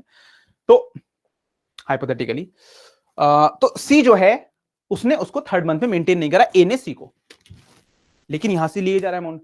अब क्या हुआ, सी ने इसके अगेंस्ट सूट फाइल कर दिया। और क्यों सूट फाइल करा? बिकॉज सी ने ये बोला कोर्ट में कि सर इनका बी से कॉन्ट्रैक्ट हुआ है सर मुझे मेंटेन करने के लिए, और अब ये मुझे मेंटेन नहीं कर रहे हैं, तो प्लीज इनको बोलिए मुझे मेंटेन करे। फिर ए ने क्या बोला कि सर मिस्टर सी, पहली बात तो आप कॉन्ट्रैक्ट की पार्टी ही नहीं हो, क्योंकि कॉन्ट्रैक्ट हुआ है मेरे और बी के बीच में। आप कहां से आ गए? मैंने तो उसको प्रॉमिस करा है मेंटेन करने के लिए, किसको? आपको। लेकिन आपकी तरफ से कंसीडरेशन तो आ ही नहीं रहा है मेरे पास। You are not giving me the consideration, आप तो मुझे कंसीडरेशन दे ही नहीं रहे हो, तो आप क्यों आ गए सूट फाइल करने? अगर बी फाइल करता सूट तब तो मैं मानता कि ठीक है बी ने सूट फाइल कर दिया ए के अगेंस्ट कि आप सी को क्यों मेंटेन नहीं कर रहे हो। लेकिन आप कहां से आ गए मिस्टर सी? कोर्ट बोलेगा, और कोर्ट के बोलने से पहले ये जो प्रिविटी ऑफ कंसीडरेशन का कंसेप्ट यही कहता है कि the party who is not giving any consideration can not file a suit. कि जो एक पार्टी है, just give me a second, जो एक पार्टी है जो Sukriti Daksh raise a hand, okay you can just ask the question. There is no need to raise your hand, but just give me 2 minutes. Then you are free to ask any question, Sukriti. हाँ, just give me 2 minutes. तो मैं ये बात कर रहा था कि सी चला गया कोर्ट में और ए ने कहा कि आप कौन हो, बी फाइल करता तब मैं मानता। तो यही कंसेप्ट है प्रिविटी ऑफ कंसीडरेशन का। प्रिविटी ऑफ कंसीडरेशन सी को बार कर रही है because you are not paying any consideration, you are only the beneficiary. आप तो सिर्फ बेनिफिशियरी हो मिस्टर सी, कोर्ट भी ये कह रहा है। मैं आपको रिलीफ नहीं दूंगा। अगर इस पर्सन ने आपको मेंटेन करने से मना कर दिया तो अगर बी आता कोर्ट में, क्योंकि बी कंसीडरेशन दे रहा है और इसका कंसीडरेशन क्या है कि ये इसको मेंटेन करेगा, तो इन दोनों के बीच में कंसीडरेशन हो रहा है क्लियरली। बी ए को 20,000 रुपीज दे रहा है और ए बी को क्या कंसीडरेशन दे रहा है? That okay I willing to maintain C. हो गया दोनों का कंसीडरेशन। तो कोर्ट कह रहा है कि अगर बी आता कोर्ट में तब तो मैं रिलीफ दे देता, लेकिन सी आपके बेसिस पे, आपकी प्ली पे I will not give any relief. और इसी को कहते हैं privity of consideration, because you are not a party to the consideration. आप बेनिफिशियरी हो लेकिन आप कंसीडरेशन दे नहीं रहे हो उसको। तो ये जो मैंने प्रिविटी ऑफ कंसीडरेशन का कंसेप्ट बताया ना आपको, ये फॉरेन में अप्लाई होता है, इंडिया में नहीं होता है। This concept is applicable to England. ये कंसेप्ट है ना, ये इंग्लैंड में एप्लीकेबल होता है, इंडिया में नहीं होता है। तो क्या हम कह सकते हैं India is an exception, to privity of consideration? Please मुझे बताइए whether we can say India is an exception to privity of consideration? बोल सकते हैं हम लोग? बताइए प्लीज जल्दी बताइए। Yes sir. यस बिल्कुल, हम लोग कह सकते हैं कि इंडिया एक्सेप्शन है। और अगर इंडिया एक्सेप्शन है तो इंडिया में क्या हो रहा है? अगर अ person who is not paying any consideration and he is only the beneficiary, even in that case he can file a suit. India में अगर बात करें तो C, though he is not paying the consideration, he can file a suit against A. क्योंकि section 2D पे वापस आते हैं। मैंने आपको बोला था कि ये कंसेप्ट मैं आपको लाइफ टाइम क्लियर रख दूंगा और कोई प्रॉब्लम नहीं होगी। मैं वापस से रिपीट कर रहा हूं, प्रिविटी ऑफ कंसीडरेशन क्या कह रहा है कि जो भी पर्सन कंसीडरेशन नहीं दे रहा है उसको कोर्ट कोई भी बेनिफिट नहीं देगा। लेकिन वो कंसेप्ट इंग्लैंड में एप्लीकेबल हो रहा है, इंडिया में नहीं हो रहा है। इंडिया क्या कह रहा है कि नहीं, हम लोग उसको भी बेनिफिट देंगे, उसको भी रिलीफ देंगे who is the beneficiary to the consideration, और even though he is not paying any consideration. और ये चीज हमें कहां से पता चल रही है? ये चीज हमें पता चल रही है इस डेफिनेशन से, when at the desire of the promisor the promisee और एनी अदर पर्सन। तो उसने क्या करा? प्रोमिसर जो है, जो ले रहा है पैसा, और वो प्रॉमिस को किसको कर रहा है? वो जो वो है आपका सी है कि ठीक है मैं उसको प्रॉमिस कर रहा हूं कि हाँ मैं उसको मेंटेन करूंगा। ठीक है ना, और एनी अदर पर्सन। अब देखिए थर्ड सिचुएशन में एनी अदर पर्सन कौन हो गया, एनी अदर पर्सन कौन हो गया, और any other person has done और एग्रीड टू बी डन। तो एनी अदर पर्सन वही हो गया है जो आपका कंसीडरेशन तो नहीं दे रहा है लेकिन बेनिफिशियरी बना हुआ है। और इसी के लिए हम लोग ये कहते हैं कि privity of consideration, India is an exception and in that case C can also file a suit. अब आपके क्वेश्चन कैसा आएगा, C is the beneficiary, that person refuses to maintain him, या कोई भी ऐसा मिलता जुलता क्वेश्चन आएगा तो आप कहेंगे yes he has a right to file a suit as per section 2D because India is an exception to privity of consideration. That means India में प्रिविटी ऑफ कंसिडरेशन जो है वो एप्लीकेबल नहीं होता है। प्रिविटी ऑफ कॉन्ट्रैक्ट जो है वो तो इंडिया में एप्लीकेबल होता है कि हाँ ठीक है, जो पार्टी टू दी कॉन्ट्रैक्ट कोई नहीं है वो नहीं आ सकता, लेकिन अगर कोई पार्टी कॉन्ट्रैक्ट की नहीं है लेकिन उसको कंसिडरेशन जो है वो बेनिफिशियरी है कॉन्ट्रैक्ट की, इन that case he can file. In that case he can file. अगर उसको बेनिफिट मिल रहा है कॉन्ट्रैक्ट में और वो कोई भी कंसिडरेशन नहीं दे रहा है तो उस केस में ही और शी कैन फाइल। ये कंसेप्ट है प्रिविटी ऑफ कंसिडरेशन का, और इसी में सबसे ज्यादा डाउट्स अराइज होते हैं, सबसे ज्यादा कंफ्यूजन अराइज होता है। अब मुझे बताइए whether this concept is clear और नॉट, प्लीज मुझे बताइए। There are around 47 students over there. मुझे 47 के 47 का थंब चाहिए इस time. Good good, very good very good very good very good. Clear? Good. Sir yes please. Sir ये प्रिविटी का मतलब क्या होता है?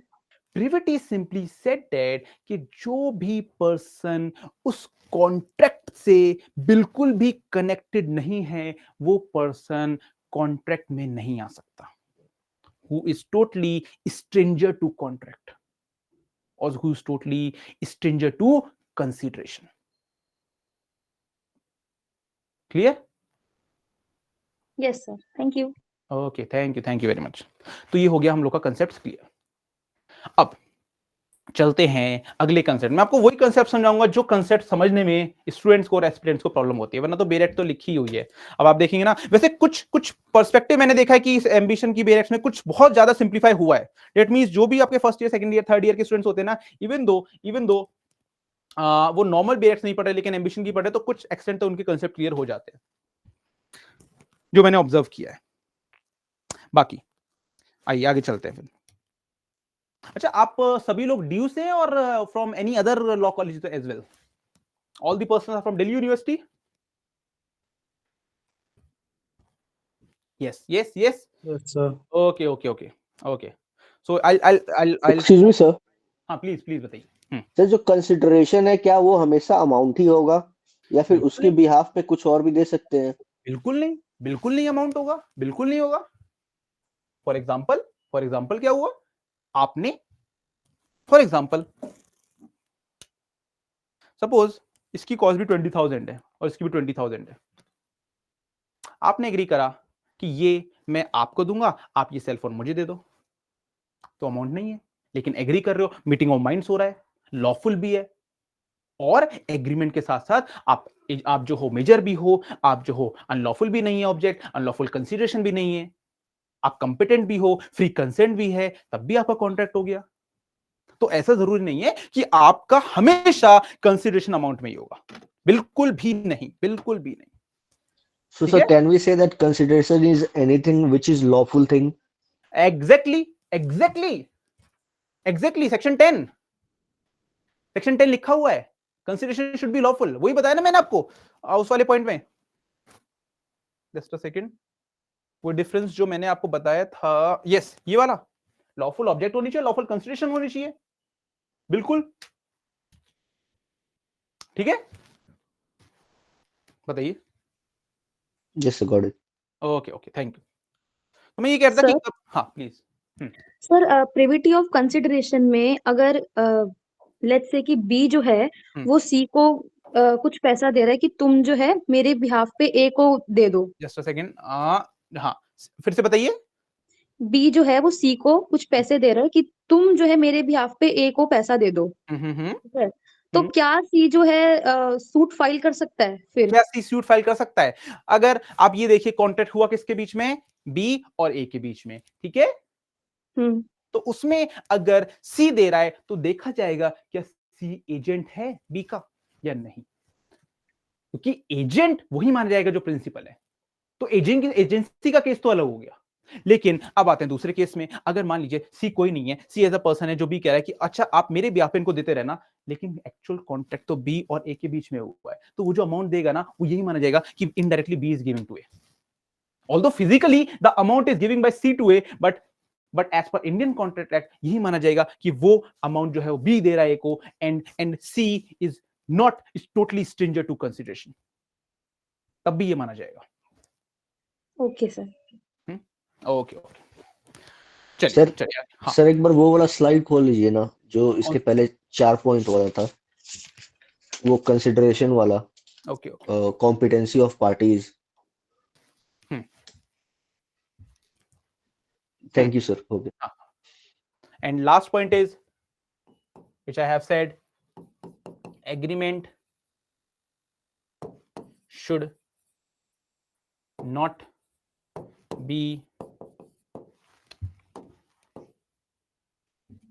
not be expressly declared to be void. कभी आप ऑफलाइन में अगर आए ना, या फिर अगर आपने कभी भी एम्बिशन ज्वाइन किया ना, तो मतलब seriously you are going to enjoy the law. बहुत मजा आएगा आपको लॉ पढ़ने में, बहुत मतलब स्टूडेंट्स को बहुत मजा आता है। अगर कभी आप प्रो बोनो भी आए तो तब भी मैं एक बार विजय सर से बात करूंगा, so that we can organise a seminar, offline seminar, उसमें और मजा आता है डिस्कशंस में। आप लोग डीओ में ही रहते हैं तो जस्ट आपके तो बगल में ही है Ambition law institute, so just try to come. चलिए, तो मैं ये बात कर रहा था, ये कंसेप्ट हमारा हो गया। अब चलते हैं आगे। हम लोगों ने क्या पढ़ा अभी तक, रिकॉल कर लेते हैं। हम लोगों ने ऑफर पढ़ लिया है, हम लोगों ने एक्सेप्टेंस पढ़ लिया है, हम लोगों ने प्रॉमिस पढ़ लिया है, हम लोगों ने एग्रीमेंट पढ़ लिया है, हम लोगों ने कंसिडरेशन पढ़ लिया है, हम लोगों ने कॉन्ट्रैक्ट पढ़ लिया है, हम लोगों ने सेक्शन 10 पढ़ लिया है, हम लोगों ने पढ़ लिया है प्रिविटी ऑफ कॉन्ट्रैक्ट और privity of consideration. That all what we have covered so far. अब चलते हैं एक और कंसेप्ट। अभी कंसिडरेशन खत्म नहीं हुआ है, अभी एक और कंसेप्ट है, वो भी बता देता हूं आपको। फिर उसके बाद कंसिडरेशन में लाइफ टाइम क्या, आप किसी बुक से कोई भी क्वेश्चन उठा लीजिएगा ना, कभी प्रॉब्लम नहीं होगा आपको। देखिए,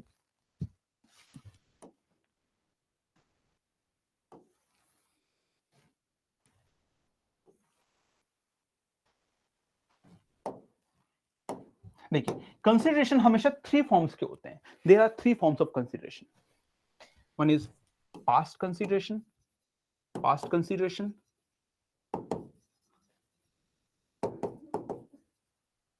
one is present consideration,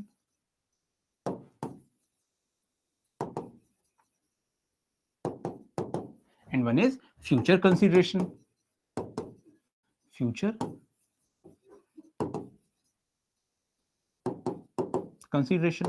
ये 3 फॉर्म्स के हम लोग के होते हैं कंसिडरेशन। अब समझते हैं इनको। पास्ट में मैं सबसे एंड में आऊंगा, क्योंकि पास्ट समझना ये थोड़ा ट्रिकी हो जाता है। प्रेजेंट और फ्यूचर तो बहुत इजी है। प्रेजेंट का क्या मतलब है, डेट। लेकिन जो चीज जितनी ट्रिकी होती है ना, अगर आपने वो समझ लिया ना और क्वेश्चन वहीं से आएगा, तो फिर आप लोगों से आगे निकल जाते हो। ठीक है, अब देखिए, A have agreed into an agreement to B, कि मैं आपको 100 पेन्स डिलीवर करूंगा, 100 पेन्स डिलीवर करूंगा, और आप उसके एक्सचेंज में या उसके कंसिडरेशन में आप मुझे 10,000 रुपीज दीजिएगा। हैंड टू हैंड ट्रांजैक्शन होती है। हैंड टू हैंड, आप किसी बुक शॉप पे गए, वो भी तो कॉन्ट्रैक्ट होता है। आप अपने अगर विश्वविद्यालय से या मुखर्जी नगर से ऑटो लिया कहीं भी जाने के लिए, वो भी तो कॉन्ट्रैक्ट है, इंप्लाइड कॉन्ट्रैक्ट है। कैसे समझते हैं इसको। आपने ऑटो वाले से पूछा कि भैया यहां तक आप चलेंगे, उसने कहा हाँ, बट 100 रुपीज लूंगा। आपने क्या दिया उसको, ऑफर दे दिया कि भैया whether you are willing to go at that place, and उसने क्या बोला, यस। क्या हो गया, ऑफर एक्सेप्ट हो गया। और एक्सेप्टेंस होने के बाद क्या बन गया, प्रॉमिस बन गया। तो प्रॉमिस जब बन गया, उसके बाद उसने बोला कि 100 रुपीज लगेंगे। आपने पूछा कितना, तो उसने बोला 100 रुपीज। ये जो 100 रुपीज है, यही तो है कंसिडरेशन। ये कंसिडरेशन किसकी तरफ से है, बहुत प्रैक्टिकली मैं आपको समझा रहा हूं। ये कंसिडरेशन किसकी तरफ से, आपकी तरफ से। आप देंगे ना 100 रुपीज, और उसकी तरफ से कंसिडरेशन क्या है कि वो आपको एक प्लेस से दूसरी प्लेस ले जा रहा है।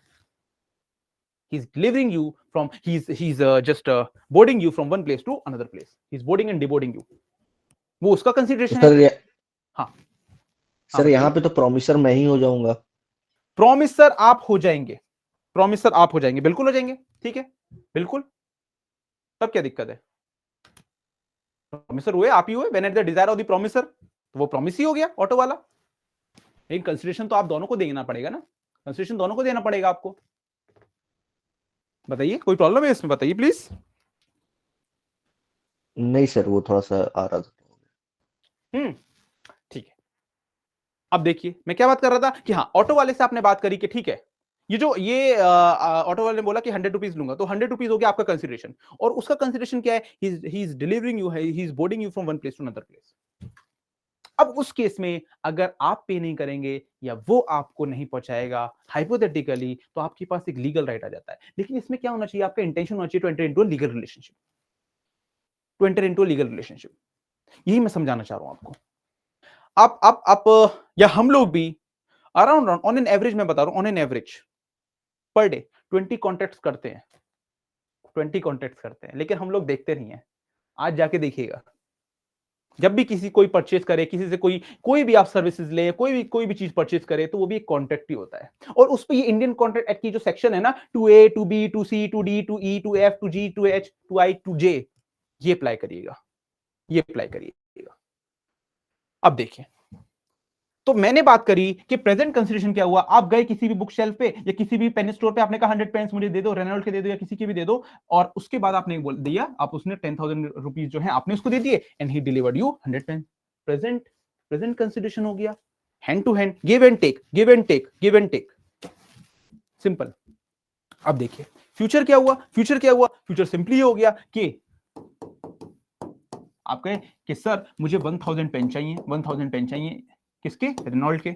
रेनॉल्ट के कब तक चाहिए? आज हो गई 1 Feb, मुझे चाहिए सर 10 Feb तक चाहिए। और कितने के पड़ेंगे? अराउंड फॉर एग्जांपल 50,000 के, 50,000 के, लेकिन मुझे चाहिए। तो ये क्या हो गया? Future consideration. जब आज क्या है? 1 Feb, कब चाहिए आपको डिलीवरी? 10 Feb को। डिलीवरी कब मिलेगी? 10 Feb को। 10 Feb को जब डिलीवरी मिलेगी, तब सर मैं आपको दूंगा 50,000 रुपीज। तो ये हो गया future consideration, future consideration, future consideration.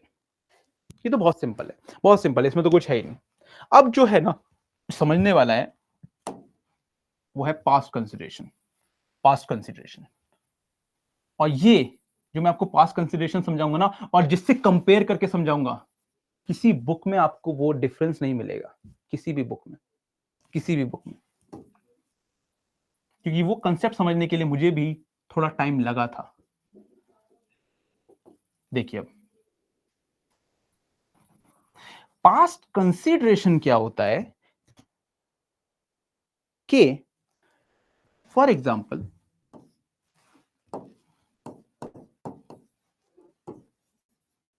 A and B, ये दो पर्सन्स हैं, और ये दो पर्सन ने एग्री कर दिया, एग्री करा कि ए बी को देगा कंसल्टेंसी सर्विसेज।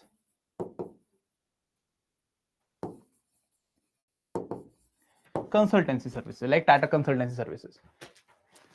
तो A will give to B consultancy services. अब क्या हुआ? ये जो बी है, इसने अभी तक कुछ नहीं बताया कि कंसल्टेंसी सर्विसेज लेने के लिए कितना अमाउंट देगा बी ए को।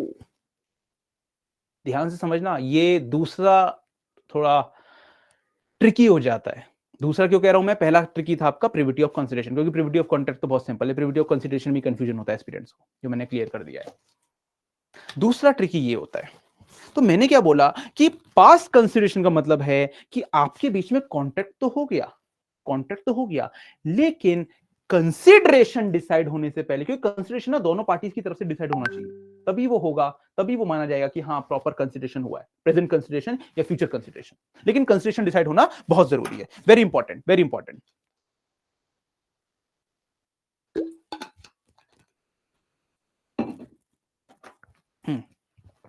तो क्या हुआ? ए और बी के बीच में कॉन्ट्रैक्ट तो हो गया, जिसमें कि ए ने ये बी से बोला और बी ने ऐसे बोला that please give me some consultancy services. A ने बोला ठीक है मैं दे दूंगा आपको कंसल्टेंसी सर्विसेज, कॉन्ट्रैक्ट भी हो गया, लेकिन अभी तक ये डिसाइड नहीं हुआ कि बी ए को उन कंसल्टेंसी सर्विसेज के एक्सचेंज में अपनी कंसिडरेशन के लिए, अपनी कंसिडरेशन जो वो देगा ए को, वो क्या देगा, कितना देगा, कब तक देगा, कोई डिसाइड नहीं हुआ, कुछ भी डिसाइड नहीं हुआ।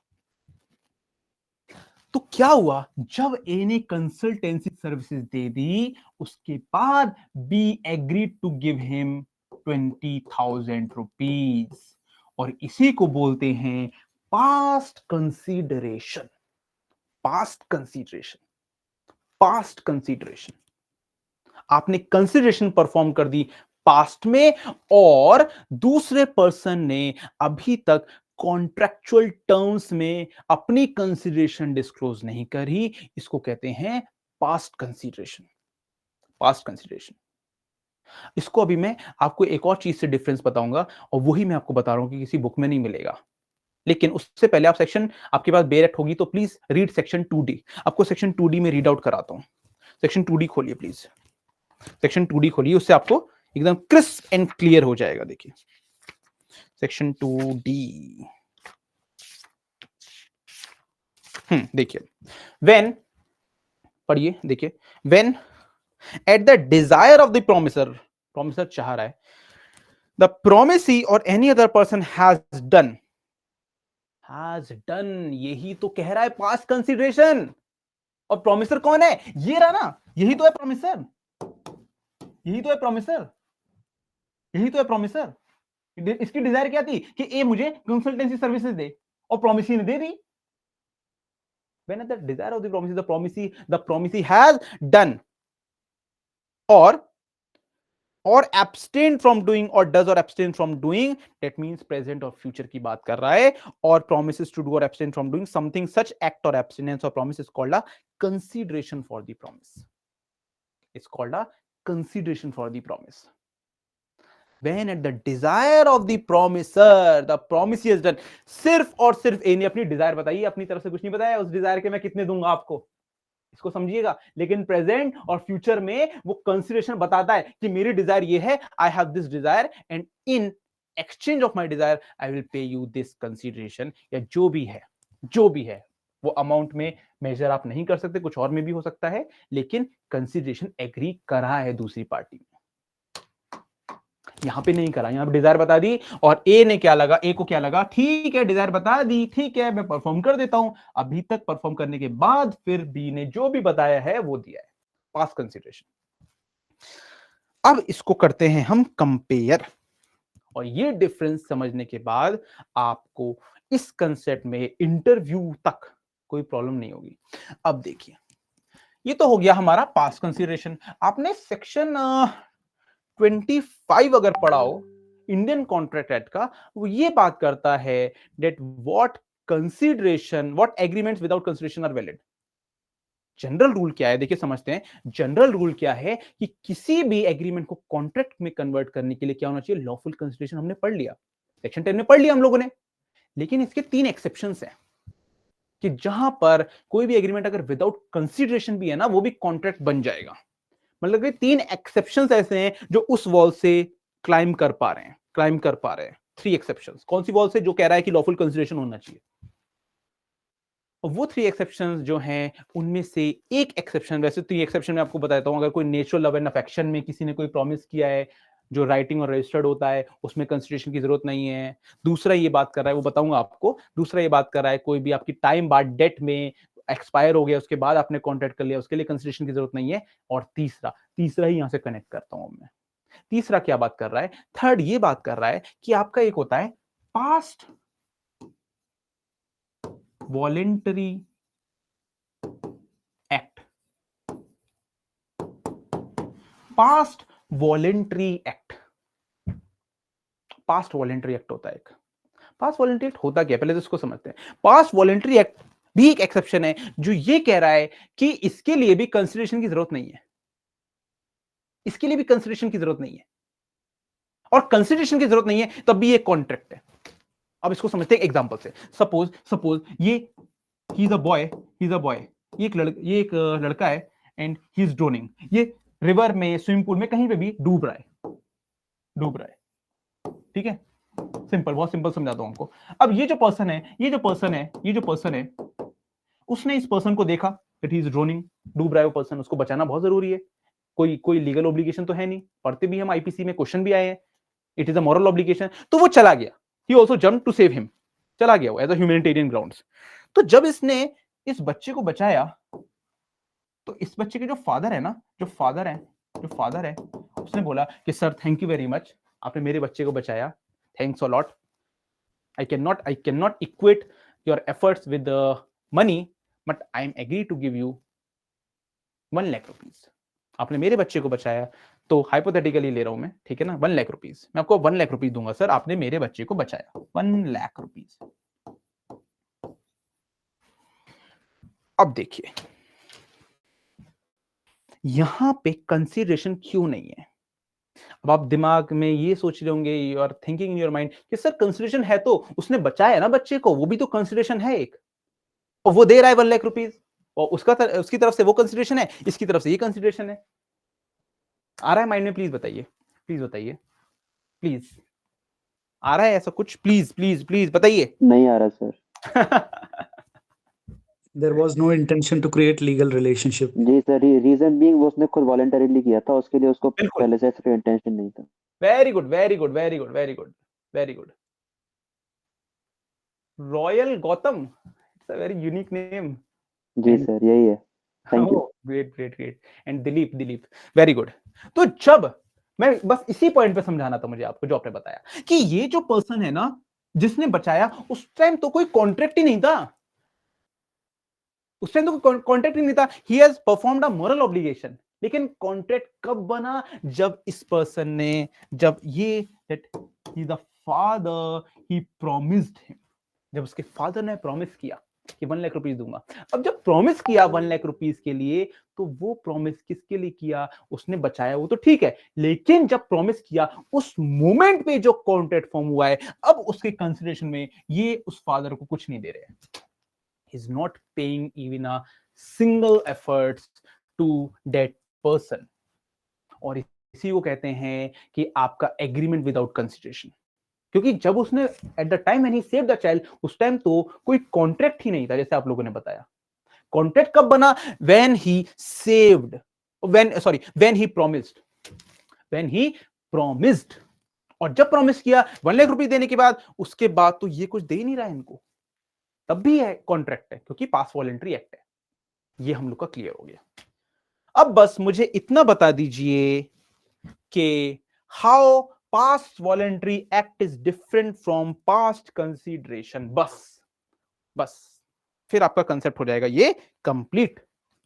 How the past voluntary act is different from past consideration, please बताइए। There are around sir, past voluntary act में हम कोई एक्सपेक्टेशन नहीं रखते हैं, और कंसिडरेशन में हम एक्सपेक्टेशन रखते हैं कि हम कॉन्ट्रैक्ट एक में मतलब कॉन्ट्रैक्ट में एंटर कर रहे हैं, इंटेंशन रहता है। तो क्या हम ये कह सकते हैं कि पास वॉलंटरी एक्ट में जो करा है उन्होंने, उस टाइम कोई कॉन्ट्रैक्ट नहीं था, और पास कंसीडरेशन में कॉन्ट्रैक्ट था? जी बिल्कुल। यही डिफरेंस है, बस दिस इज द डिफरेंस। यही डिफरेंस है। इंटरव्यू में पूछा गया है क्वेश्चन, कोई भी माइंडेड पर्सन होता है ना, कॉन्ट्रैक्ट का एक्सपर्ट, वो पूछता है ये क्वेश्चन, मुझे बता दो डिफरेंस, और 80% बच्चा फंस जाता है, 80 से भी ज्यादा, कि क्या डिफरेंस है। कभी सोचा ही नहीं इसके बारे में कि पास वॉलंटरी एक्ट में और पास कंसीडरेशन में डिफरेंस क्या है। और डिफरेंस यही है कि पास वॉलंटरी एक्ट जो आप कर रहे हो ना, वो आप तब कर रहे हो जब कोई कॉन्ट्रैक्ट ही नहीं था, और इसीलिए बोल रहे हैं past voluntary act is a contract without consideration. लेकिन past consideration is a contract with consideration, लेकिन इसमें कंसीडरेशन जो है वो बाद में डिसाइड हुआ है, लेकिन कॉन्ट्रैक्ट फॉर्म हो चुका है। और ये जो पास्ट कंसीडरेशन है, it was been entered under the expectation of consideration from one person. एक पर्सन ने तो कंसीडरेशन परफॉर्म कर दिया, दूसरा पर्सन परफॉर्म करेगा, ये एक्सपेक्टेशन के साथ वो पर्सन कॉन्ट्रैक्ट में एंटर कर रहा है। यही बात कर रहा है पास्ट कंसीडरेशन। बस इतनी बात करता है बस ये, और यही डिफरेंस है। अब मुझे प्लीज थंबनेल से ये बताइए वेदर इट इज क्लियर और नॉट। Around 50 student, there are 50 students, 1 2 3 4 5 6 7 8 9 10 11 12 13 14 15 16 17 18 19 20 21 22 23 24 25 26 27 28 29 30 31 32 33 34 35, 36, 37, 38, 39, 40, 41, 42, 43, 44, 45, 50. Oh, thank you very much. Thanks a lot. अब हम लोगों ने ये भी समझ लिया, थैंक्स अ लॉट। अब देखते हैं, अब हम लोग चलते हैं आगे का, कौन सा कंसेप्ट टेक्निकल है और देखते हैं।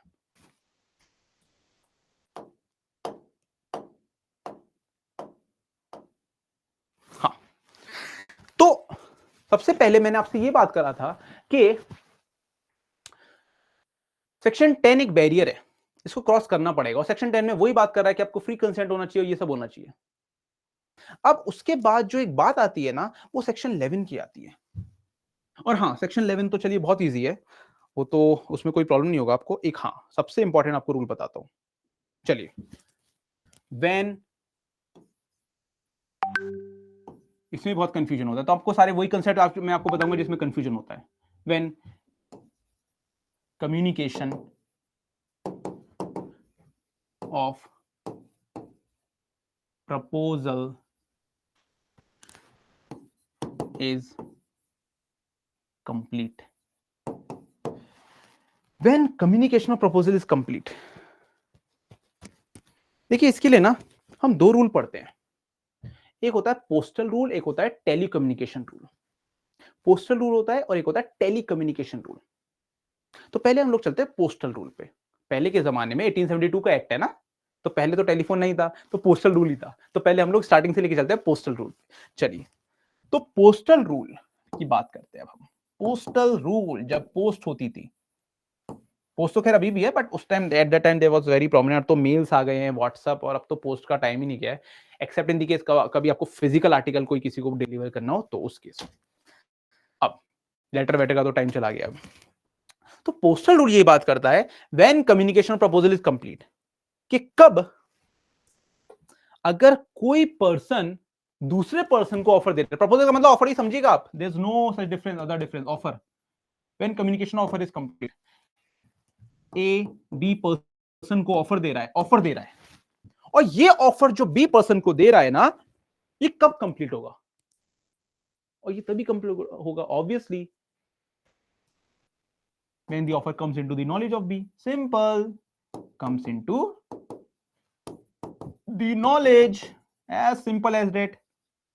भाई अगर उसको नॉलेज ही नहीं है कि मुझे कोई प्रपोजल भी मिला है, तब तक वो कैसे मान लेगा कि, और वो कैसे एक्सेप्ट करेगा, उसको कैसे एक्सेप्ट करेगा? बहुत सारे केसेस आए हैं, Lalman Shukla versus Gauri Dutt, Carlill versus Carbolic Smoke Ball, कि भाई किसी का बेटा खो गया था, उसने अपने सर्वेंट को भेज दिया, जाओ मेरा बेटा ढूंढ के लाओ। जब वो गया सर्वेंट उसके बेटे को ढूंढने, तब उसने बाद में अनाउंस किया कि जो भी मेरा बेटा ढूंढ के लाएगा उसको मैं 1 लाख रुपए दूंगा। अब वो सर्वेंट, उसको तो पता ही नहीं था ये प्रपोजल के बारे में, ऑफर के बारे में, वो लेके ढूंढ के ले आया, बाद में कह रहा है कि सर मुझे 1 लाख रुपए दीजिए। उसने कहा कि सर आपको तो पता ही नहीं था मेरे ऑफर के बारे में। तो सबसे पहला क्या नीड है कि ऑफर की नॉलेज होना बहुत जरूरी है, ऑफर की नॉलेज होना बहुत जरूरी है। तभी कहते हैं when the communication of offer, communication of proposal, अगर आपको प्रपोजल को एक्सेप्टेंस में कन्वर्ट करना है, एक्सेप्टेंस मतलब प्रॉमिस में कन्वर्ट करना है ना, तो इसको सबसे पहले क्या होना चाहिए? नॉलेज में तो होना चाहिए ना, किसके? जिसको आप ऑफर भेज रहे हो। नॉलेज में ही नहीं है तो क्या होगा? और एक और चीज, अब यहां से क्वेश्चन क्या बनेगा वो बताता हूं आपको। क्वेश्चन आपके ऐसा आ जाएगा कि ए ने बी को एक प्रपोजल भेजा अपनी बाइक को सोल्ड आउट करने के लिए eight the cost of 80,000 rupees, लेकिन बी ने उस ऑफर लेटर को जैसे रिसीव किया ना, उसने अपनी ऑफर लेटर को ड्रॉर में डाल दिया, पढ़ा ही नहीं उसको। तो क्या उसकी नॉलेज में आया?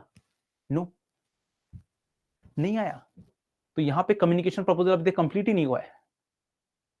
तो ये जरूर याद रखिएगा, बहुत बहुत माइन्यूट चीजें बता रहा हूं लेकिन बहुत इंपॉर्टेंट है आपके लिए। अगर क्वेश्चन में ये आए and B receives the letter, और क्वेश्चन में सिर्फ रिसीव लिखा हो, नॉलेज ना लिखा हो, तो इसका मतलब अभी तक प्रपोजल कंप्लीट नहीं हुआ है। क्योंकि प्रपोजल तभी कंप्लीट होगा when it comes to the knowledge, when it comes to the knowledge of the person to whom the proposal is sent, to whom the proposal is sent। अभी हैं 18 minutes हैं हमारे पास, बहुत मजा आएगा। और देखिए सारा कंसेप्ट ये ना, जितना भी ये सब 3 मिनट्स में आपको क्लियर कर दूंगा मैं। तो हमने ये समझा कि प्रपोजल जो है जब दूसरे पर्सन की नॉलेज में आएगा तभी माना जाएगा कि प्रपोजल कंप्लीट हो गया है। बिल्कुल, पोस्टल रूल तो यही कहता है।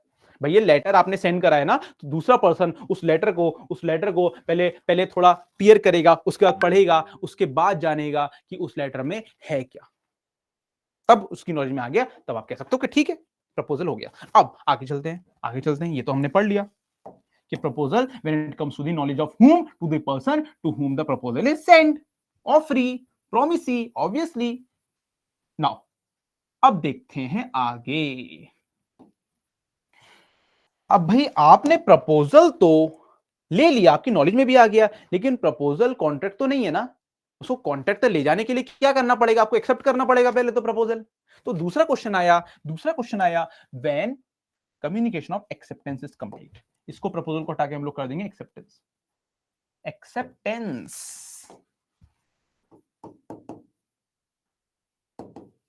एक्सेप्टेंस कि भाई कब माना जाएगा कि ये प्रपोजल एक्सेप्ट हो गया है। तो इसमें दोनों पर्संस के एंगल से हम लोग देखेंगे, हम लोग। पहला एंगल क्या होगा, from the eyes of the promisor. भाई प्रोमिसर की आईज से देखेंगे पहले, प्रोमिसर कौन, जो भेज रहा है ऑफर, तो उसकी आईज का मतलब है उसके लेवल पे कब माना जाएगा कि प्रपोजल एक्सेप्ट हो गया है, जब, very important, when the promisee कौन, जिसको भेजा है, when the promisee puts the letter of acceptance, when the promisee puts the letter of acceptance in the course of transmission। ये बात है क्या कि भाई जब जिस पर्सन को आपने लेटर सेंड किया है, तो वो पर्सन तो एक्सपेक्ट करेगा ना कब आएगा मेरे पास एक्सेप्टेंस, कब आएगा। तो कब माना जाएगा कि जो पर्सन लेटर सेंड कर रहा है एक्सेप्टेंस के लिए, उसकी तरफ से कम्युनिकेशन ऑफ एक्सेप्टेंस कब कंप्लीट होगा, मतलब कि उसकी तरफ से कब मान लिया जाएगा कि उसने एक्सेप्ट कर लिया है प्रपोजल, कम्युनिकेशन एक्सेप्टेंस हो गया है, when the promisor puts the letter of acceptance in the course of transmission. मतलब उसकी तरफ से, किसकी तरफ से, प्रोमिसर की तरफ से कब माना जाएगा कि एक्सेप्टेंस हो गया है।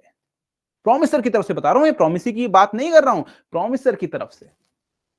जिस टाइम पर जो प्रोमिसी है ना, he has posted the letter of acceptance, जिस टाइम पे उसने वो लेटर लिखकर लेटर बॉक्स में पोस्ट कर दिया, उसी टाइम पे मान लिया जाएगा कि आपका जो प्रोमिसर की एंगल से, प्रोमिसर की स्टैंड से आपका एक्सेप्टेंस कंप्लीट हो गया है। और ऐसा क्यों बोला गया है,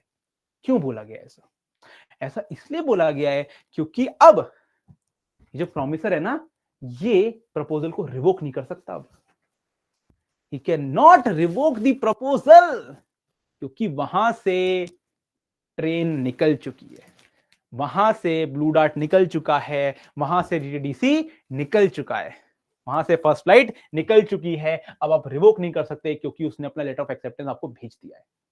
इसीलिए ये बात कर रहा है कि communication of acceptance from the eyes of proposer और प्रोमिसर कब कंप्लीट हो जाएगा, जब वो लेटर ऑफ एक्सेप्टेंस सेंड कर देगा, क्योंकि उसके बाद ना प्रपोजर और प्रोमिसर उस लेटर को, उस प्रपोजल को रिवोक नहीं कर सकता है, नहीं कर सकता रिवोक, क्योंकि उसने अपना लेटर ऑफ एक्सेप्टेंस सेंड कर दिया। अगर लेटर ऑफ एक्सेप्टेंस को सेंड करने से पहले उसके पास एक और लेटर आता, उसके पास एक और लेटर आता कि मैंने जो प्रपोजल आपको भेजा है ना, जो वो सेंड करने वाला एक्सेप्टेंस, इसको रिवोक कर दिया है, तो वो वापस ले लेता, तो वो वापस ले लेगा अपना क्या, प्रपोजल एक्सेप्टेंस वाला लेटर, क्योंकि रिवोक कर दिया उसने, किसने, प्रोमिसर ने। लेकिन एक बार अगर पोस्ट कर दिया ना, उसके बाद आप कितने भी मेल भेज लीजिए, कितने भी ईमेल भेज लीजिए, कितनी भी व्हाट्सएप कर लीजिए, कितना भी लेटर भेज दीजिए, that proposal not be revoked, can not be revoked. Somebody has raised his hand. The Thinkers Hub, please ask a question, please. The Thinkers Hub, please बताइए। Sir am I audible sir? हाँ please please, you are very much audible, बताइए। Sir जैसे मैंने आज post कर दिया अपना proposal, हाँ, और आप जो आप प्रॉमिसर हैं, आप प्रॉमिसर हैं, हाँ जी सर, ठीक है, और जो प्रॉमिसी है उसके हाँ पास जाने में 4 डेज लग रहे हैं। बिल्कुल, जिस दिन मैंने पोस्ट किया है उसी के नेक्स्ट डे हाँ मैंने अपना ऑफर रिवोक करने के लिए एक पोस्ट कर दिया है, हाँ ठीक है, ओके, और वहां से 4 डेज के बाद उसने एक्सेप्टेंस दे दी मुझे। उसने एक्सेप्टेंस के लिए हाँ पोस्ट कर दिया, ठीक है, और जो मैंने नेक्स्ट मेल भेजी है जो रिवोकेशन के लिए, वो उसके बाद एक्सेप्टेंस की मेल उसकी पोस्ट करने के नेक्स्ट डे उसके पास रिसीव हुआ है। हाँ तो क्या कोई बनेगा ये? बिल्कुल नहीं, वही तो मैं बता रहा हूं।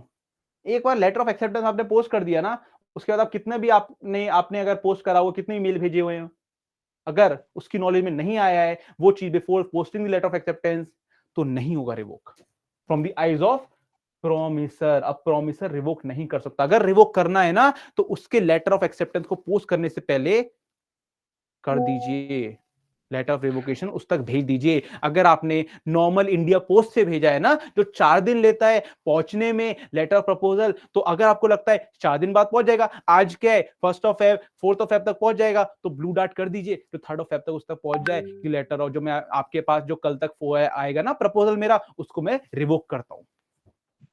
I am revoking this. Okay And sir, what if Hmm. and sir, what if everything is going on a speed post?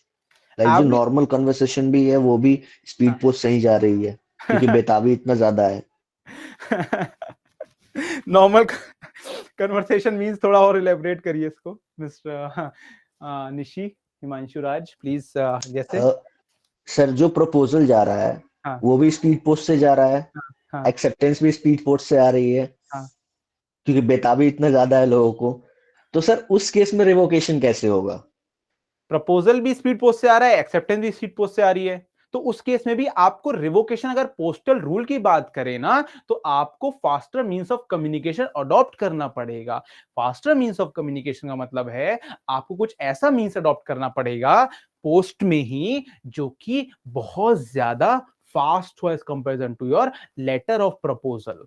यही मैं आपको बता रहा हूं कि आपको थोड़ा फास्टर मींस अडॉप्ट करना पड़ेगा। लेकिन आज के टाइम में अब आप क्या कर सकते हो, मैं आपको और थोड़ा इलेबोरेट और आगे पहुंच के बता रहा हूं। अगर आपका लेटर ऑफ प्रपोजल आपने बाय पोस्ट भी भेज दिया है ना, और आपको रिवोक करना है, तो आप उसको मेल भी कर दोगे आज के टाइम में, तब भी लेटर ऑफ प्रपोजल रीच होने से पहले अगर उसने मेल पढ़ लिया है, तो लेटर ऑफ प्रपोजल का जो उसका नेचर है वो फिनिश हो जाएगा। लेकिन अगर उसने मेल जो है वो नहीं देखा, क्वेश्चन तो यहां फंसता है ना, आपने टाइमली तो भेज दिया लेकिन उसने देखा ही नहीं। जी आ रहा है आपके माइंड में क्वेश्चन, अब क्या करें सर?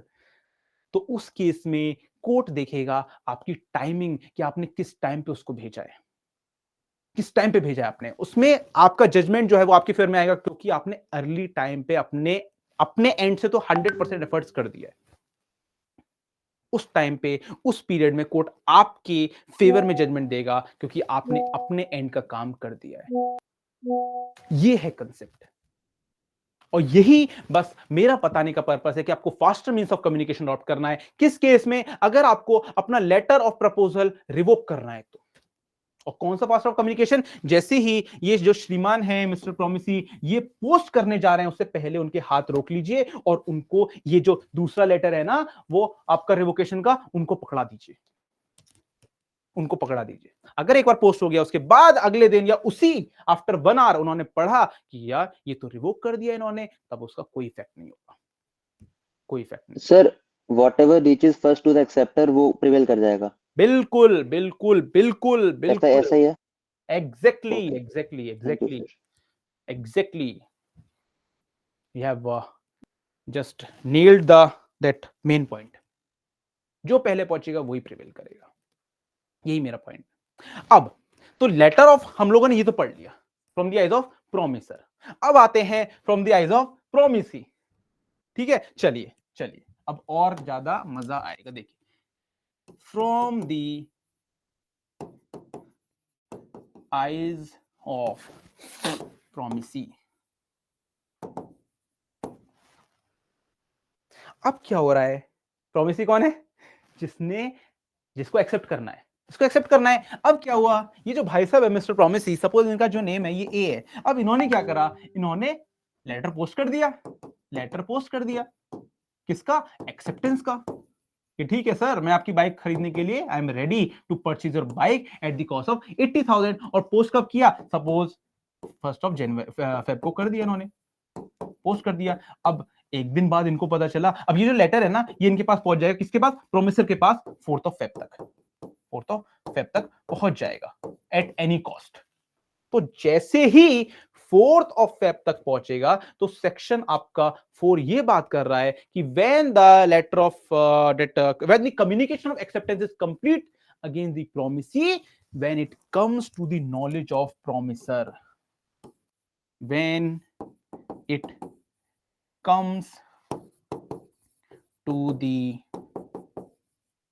knowledge of promiser, कि भाई ये बात कर रहा है कि अगर जो मिस्टर प्रॉमिसर ने लेटर ऑफ एक्सेप्टेंस भेजा है उसको कब कंप्लीट मानेंगे। अब किसकी आइज से हम लोग चल रहे हैं, किसके एंगल से, प्रॉमिसी के एंगल से। तो भाई प्रॉमिसी भी एक्सेप्ट करेगा ना, तो अगर प्रॉमिसी के एंगल से कब माना जाएगा कि एक्सेप्टेंस हो गया, जब उसका लेटर ऑफ एक्सेप्टेंस आ जाएगा किसके पास, प्रॉमिसर के पास, और प्रॉमिसर उसको पढ़ भी लेगा। अब क्या किया मिस्टर प्रॉमिसी ने लेटर ऑफ एक्सेप्टेंस तो पोस्ट कर दिया। तो जो लेटर ऑफ एक्सेप्टेंस जो पोस्ट कर दिया ना, उनको पता है कि लेटर ऑफ एक्सेप्टेंस पहुंच जाएगा प्रॉमिसर के पास 4 फेब तक। Next day Chintu came before mister B, ये जो प्रॉमिसी हैं, कि सर ये आपने क्या करा, मैं आपको 70,000 में दिलवा देता वो बाइक, आपने 80,000 का एक्सेप्टेंस क्यों कर लिया, तुरंत रिवोक कीजिए सर, तुरंत भेजिए लेटर, जो भेजना है भेजिए, 70,000 में कल ही लीजिए आप। अब इनका क्या हुआ, इनका ब्रेन जो है वो एकदम से डाइवर्ट हो गया, यार ये मैंने क्या कर दिया, मैंने तो आपको अभी 80,000 का एक्सेप्टेंस भेज दिया, 10,000 का लॉस हो जाएगा मुझे। तो इन्होंने क्या करा, इन्होंने मिस्टर बी ने ये करा कि अगर इंडिया पोस्ट से भेजा है तो उससे वापस से वही रूल होगा, faster means of communication drop करके ब्लू डार्ट से भेज दीजिए कि सर मुझे आपका ऑफर जो है वो एक्सेप्टेंस नहीं है, नॉट एक्सेप्टेड। तो वही बात जो मिस्टर रॉयल चौहान ने बोली है, that whatever reach first will prevail, वही प्रिवेल करेगा जो पहले पहुंचा है, जो भी पहले पहुंचा है। अगर लेटर ऑफ रेवोकेशन पहले पहुंच गया है तो वो प्रिवेल करेगा, लेटर ऑफ एक्सेप्टेंस पहले पहुंच गया है तो वो प्रिवेल करेगा। सेक्शन 4 और 5 आपका यही बात करता है बस।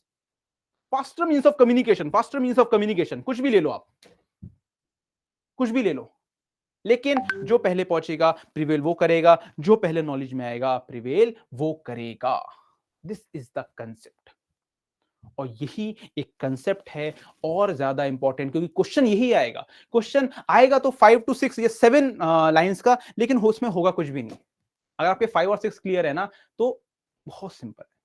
कैसे क्वेश्चन आएगा कि भाई उसने जो है एक्सेप्ट तो कर लिया, उसके बाद लेटर ऑफ एक्सेप्टेंस भी सेंड कर दिया, उसके बाद he think that I am not able to perform this agreement, therefore I want to revoke, he just send that letter of revocation again, but that letter of revocation reaches on 5th and the letter of acceptance reaches on 4th। अब कौन सा prevail करेगा, 4th वाला।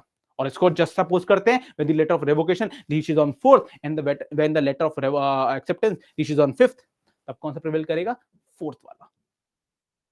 ये ही concept है बस। और question जरूर आएगा, जरूर, मैंने पढ़ा है, क्वेश्चन जरूर आएगा, यहां से क्वेश्चन आते हैं, बहुत सिंपल होते हैं। बड़े बड़े क्वेश्चन मैंने आपको बताया ना, जितने बड़े होंगे क्वेश्चन उतना ही सिंपल होगा। The long the question the simpler they are. और डीजीएस का भी यही रूल है। स्टूडेंट्स कहते हैं ना कि स्टार्टिंग में मैं आपको बता दूं, मुझे भी बहुत डर लगता था डीजीएस के क्वेश्चन देख के थे। जैसे मैं डीजीएस के क्वेश्चन देखता था ना तो यार कोई और स्टेट देना ज्यादा बेटर है, इसका अटेम्प्ट करना तो नहीं हो पाएगा। लेकिन हर चीज ना आपकी, मैं आपको बताता हूँ, विल पावर पर डिपेंड करता है। एक दिन मैंने सोचा कि इम्पॉसिबल कुछ भी नहीं है, तो मैंने डीजीएस के क्वेश्चन ही सॉल्व करे बस। और उसके बाद मैं आपको बताता हूं, फैक्चुअली बता रहा हूं, कि डीजीएस के अगर आपने क्वेश्चन सॉल्व कर लिए ना, उसके बाद आपका कॉन्फिडेंस लेवल यहां से यहां हो जाता है, क्योंकि उनसे ज्यादा टफ कोई क्वेश्चन ही नहीं है। और टफ क्यों है, क्योंकि कंसेप्ट पूछता है, रट रटा के तो कोई भी बन जाएगा जज। और इसीलिए एम्बिशन में भी बस यही है कि आपको रटना नहीं पड़ता है, बस रटना नहीं पड़ता है। और इसी के लिए मैं आपको बताता हूं कि अगर आप अभी से प्रैक्टिस करोगे ना, तो जुडिशरी निकालना इतना टफ नहीं है। प्रैक्टिकल एक्सपीरियंस बता रहा हूं आपको, प्रैक्टिकली नहीं है टफ। और डीजीएस भी टफ नहीं है, एक एक लाइन एक एक पेज के क्वेश्चन आएंगे, लेकिन अगर आपके अंदर हैबिट आ गई ना, रीडिंग हैबिट, और आपके कंसेप्ट क्लियर है ना, तो इससे ज्यादा एंजॉयबल पेपर कोई नहीं। आप एंजॉय करोगे क्योंकि बेरेक्ट से मिलती हैं आपको, एंजॉय करोगे आप, क्योंकि क्यों, आपको पता है that my concepts are clear, और जितने लोग मेरे आसपास बैठे हैं ना, उनसे ज्यादा मैं बेटर हूं डेफिनेटली। तो ये मैंने आपको आज बताया, communication of proposal, communication of acceptance, revocation of proposal, revocation of acceptance. अब कल की हमारी एक और क्लास है, उसमें मैं आपको और कंसेप्ट क्लियर करूंगा, काउंटर प्रपोजल, क्रॉस ऑफर्स, और जितने भी आपके काइंड्स ऑफ ऑफर्स हैं, और बहुत सारे ऐसे कंसेप्ट्स हैं जो आपके एग्जाम में आते हैं केस लॉस के साथ। अब मुझे एक बात बता दीजिए, आज का सेशन आप लोग को कैसा लगा? How is your today session? Please please please let me know, please बताइए।